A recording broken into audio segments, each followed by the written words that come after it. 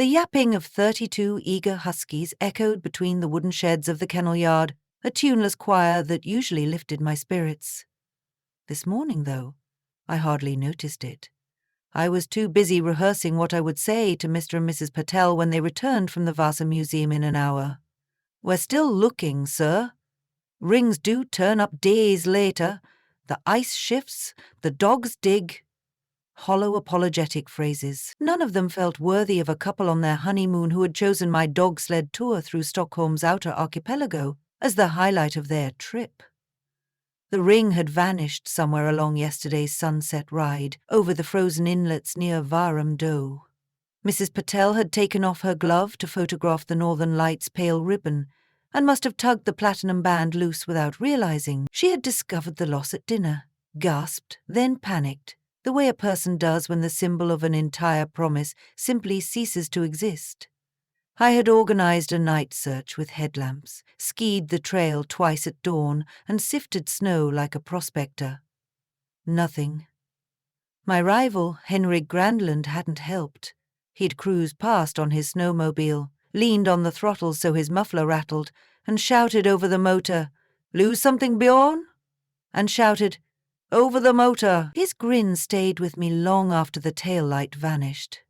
Henrik ran Northern Star Expeditions, the only other dog sled operation permitted inside the Archipelago Nature Reserve, and he lived for tiny victories. An online review scored half-star higher than mine, a travel influencer poached from my calendar, or, apparently, the knowledge that a guest's wedding ring had slipped through my fingers. At 10, my handler Junie emerged from the tack room, cheeks pink. "The Patels are here," she said. I straightened my cap and practiced a steady inhale. "Okay, we'll give them the update, offer them the free ride voucher, then get our team to the festival arena. They've expanded the ice sculpture grounds this year, and we're late delivering the dogs for the children's meet and greet. You know Henrik's entering a sculpture grounds for the children's meet and greet? You know Henrik's entering a sculpture grounds for the children's meet and greet? You know Henrik's entering a sculpture grounds for the children's meet and greet? You know Henrik's entering a sculpture grounds for the children's meet and greet? You know Henrik's entering a sculpture ground for the children's meet and greet? You know Henrik's entering a sculpture ground for the children's meet and greet? You know Henrik's entering a sculpture ground for the children's meet and greet? You know Henrik's entering a sculpture ground for the children's meet and greet? You know Henrik's entering the sculpture ground for the children's meet and greet? First time he's tried his own block. Of course he was. The Winter Lights Festival on Skepsholmen had added a dog sled showcase to draw tourists away from Gamlestan's Christmas market. I'd agreed to anchor the demonstration. Henrik, ever wary of being overshadowed, had registered as an ice artist and reserved a 2-meter cube pulled straight from Lake Melloren's thick crust. Initials of every entrance were etched into the base. I could picture his already, HH carved with theatrical curls. The Patels arrived in puffs of cold air, faces hopeful despite their lost treasure. I did my best, offered hot lingonberry juice, maps of alternative walks, anything to soften the disappointment. Mr. Patel shook my hand politely, but Mrs. Patel's eyes stayed glassy. When I produced the complimentary voucher, she accepted it with a nod, not a smile. As soon as they left, Junie touched my arm. "Let's go. Load Alva's team."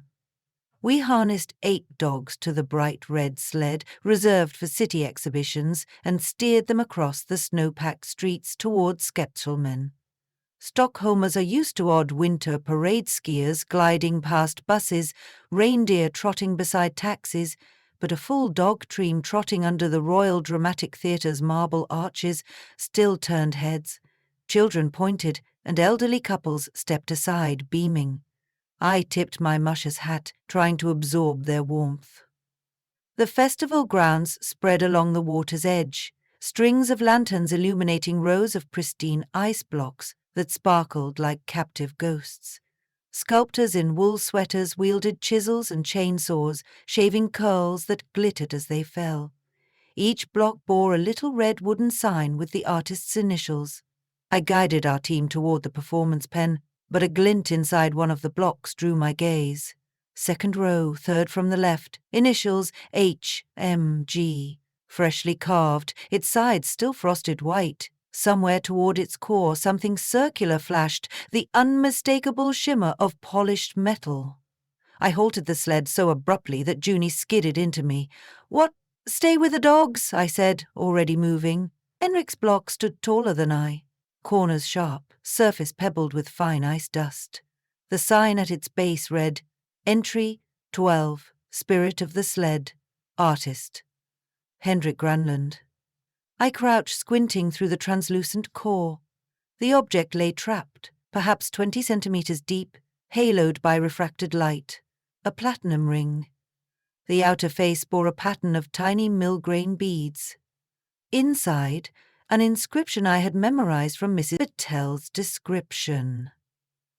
A&P to 2063, stamped in delicate script. My pulse thundered. Chance? Sabotage? Did Henrik even know the ring was there? Ice for the sculptures came from the same lake we'd crossed yesterday. Could it have frozen around the ring overnight and been cut this morning? Still, why had only Henrik's block captured it? There were 50 others. I circled, looking for him, but Henrik was nowhere in sight. I hurried back to Junie. She read my face, then the block. "Is that—" "It's the Patels. What do we do?" What I wanted was to march to a festival official, demand a steam lance, melt the core, present the rescued band to the Patels like a conjurer. But the sculpture contest didn't begin until sunset. Tampering would disqualify an artist, maybe shut the festival down for safety. I imagined headlines. "Local guide ruins. Display dogs. Take industry tarred." Worse, if I accused Henrik without proof beyond coincidence. He'd spin it as jealousy. "We can't smash it," I said. "Not yet." Junie frowned. "Ice melts. We can wait. Melloren water is brackish. Those blocks will last through March cold." I exhaled a plume. We need permission. We spent the next hour delivering sled rides to squealing schoolchildren while my mind rehearsed strategies. Fetch a city official, request X-ray confirmation, persuade judges to let us bore a plug, slip the ring out, refreeze. With each lap around the field, I scanned for Henrik. Finally, I spotted him near a fire pit, charming a travel vlogger with spiced glog. His sable-trimmed hat looked freshly purchased. I parked the team and approached. "Henrik, got a moment?" He gave his textbook grin. "Always time for you, Bjarne. Want a cup?" His blue eyes glittered. "Or have you lost something else?" "About that," I said lightly. "Remember the ring my guest misplaced?" "Found it." His brow lifted. "Excellent," he sipped. "Where was it?" "Inside your ice block." His swallow caught audibly, only for a flicker, but I caught it. He composed himself. What a fairy tale turn of events. Must have been in the lake when they harvested the ice. Fortunate, isn't it? More than fortunate. The odds are... A miracle, he finished. I love miracles. Do you? I studied him. Henrik had grown up in Uver, racing snowmobiles. Subtlety wasn't his craft. If the ring's appearance was deliberate, he must have believed he could spin it later. Perhaps unveil the ring on stage, crown himself hero before the crowd, and, by extension, in travel blogs everywhere. "I'd like to retrieve it before judging," I said. "My clients fly home tomorrow afternoon." His expression soured theatrically. "Destroy my sculpture? Unfair to the other artists, don't you think?" "Perhaps wait until after the ceremony. I'll lend my heat gun. 20 minutes, job done." "Too late." I tried to keep my tone cordial. "They need the ring for their flight." He shrugged. "Rules are rules. Touch it and the organizers will ban you, not me." I walked away before I said something regrettable. Junie met me near the dog yard. "Well, he's enjoying the miracle." She chewed her lip. "We could offer the judges a substitute block." Carve it ourselves overnight, freeze it solid, present it tomorrow. That still risks disqualification for him, I said. He'll object. Let him. Junie's eyes flashed. He picks fights. Maybe we call his bluff. I stared at the dogs, their tongues lolling, steam curling off their coats. Then an idea flickered, half-formed. Not sabotage. Showmanship. Beat Henrik at his own theatre. Junie, I said, how fast can you carve letters? Give me a Dremel and 15 minutes. Why? Because if this is about public image, let's give the public a better story.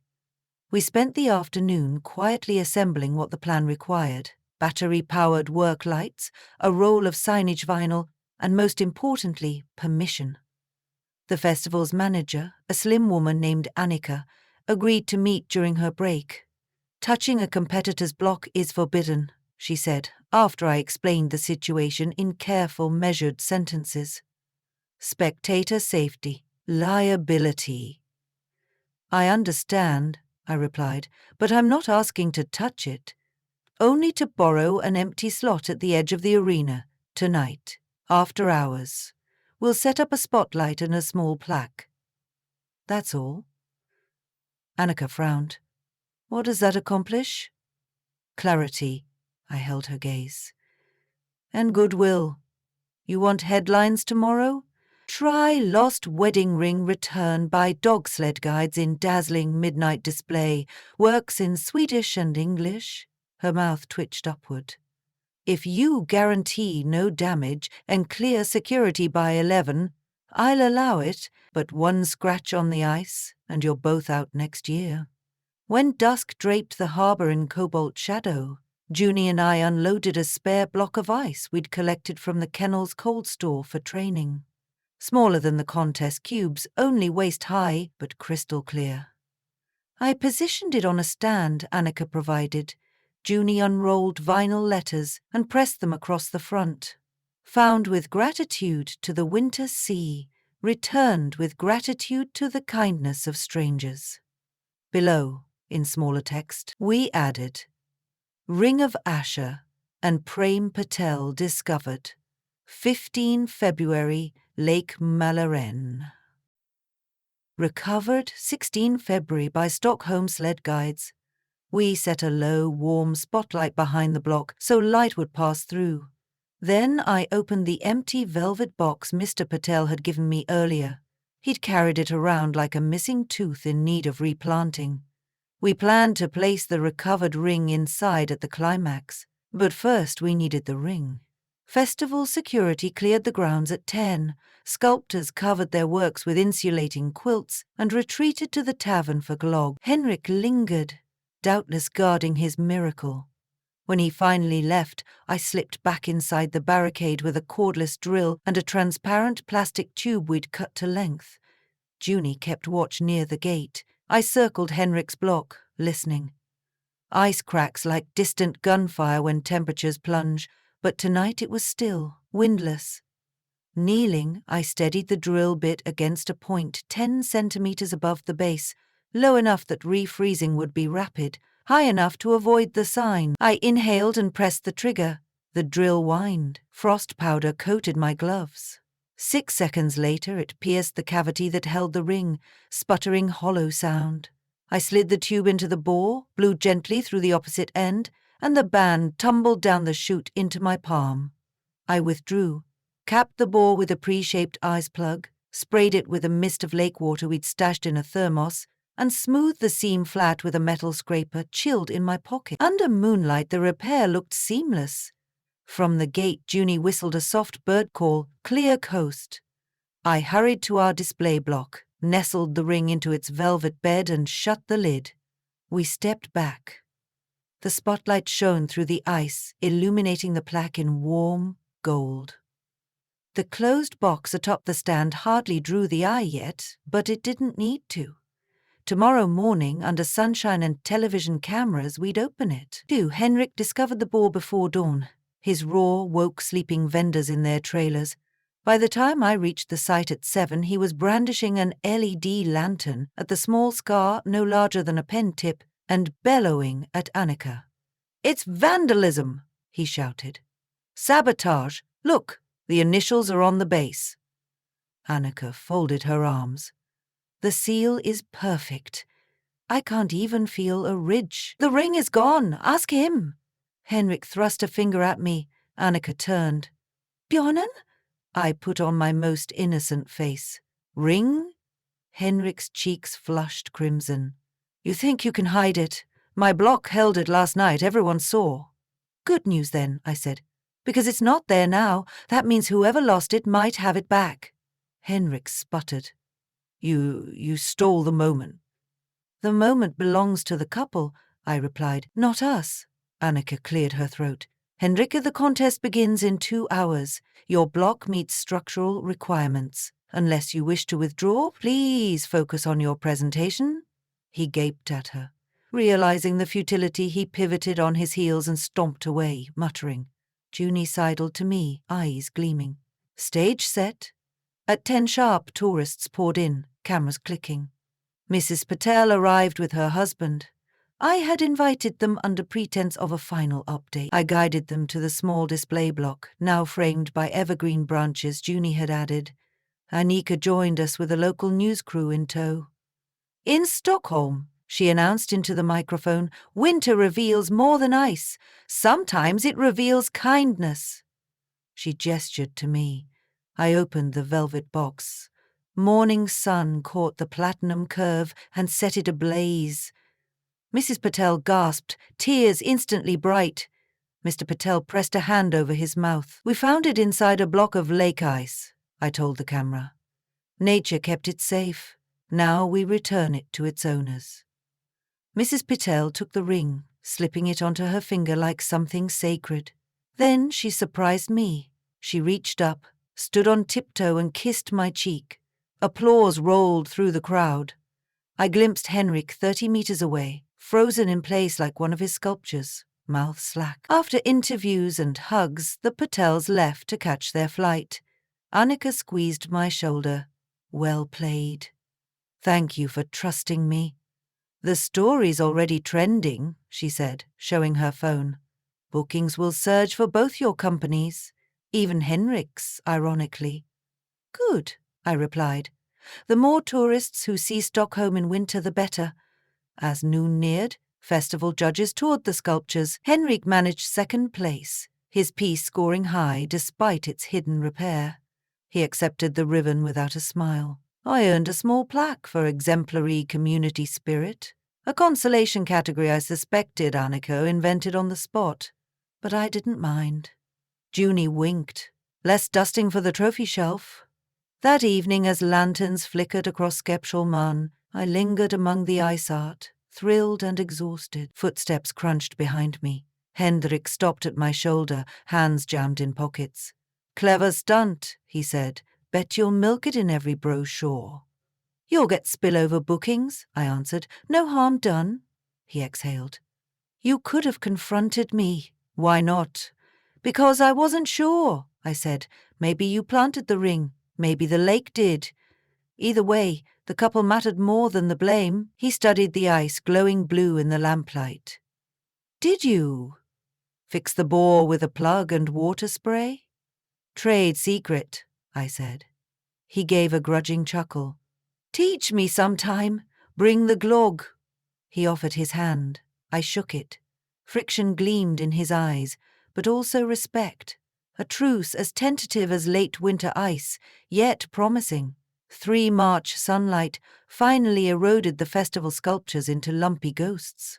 Weeks later, I stood at the kennel's edge watching ice floes drift down Lillavienten. A padded envelope arrived bearing Indian postage. Inside, a handwritten card. "Dear Bjorn and Junie, we can never thank you enough. When people ask how Stockholm was, we tell them the city is made of kindness and ice, and sometimes the two lock together to save a marriage's first miracle. Come visit us in Jaipur. Bring dogs if possible. Love, Asha and Prem." Nestled in the envelope was a silver pendant shaped like a husky paw, dotted with tiny sapphires. I showed Junie, she grinned, and fastened it around her neck. "Worth every hour's searching," she said. "Worth a lifetime," I replied, hearing the huskies howl for their evening run. I signaled the kennel gate open. Dogs surged forward, harnesses jingling. Beyond them the thawed paths beckoned, ready for new stories to trace across spring snow, and, inevitably, next winter's ice.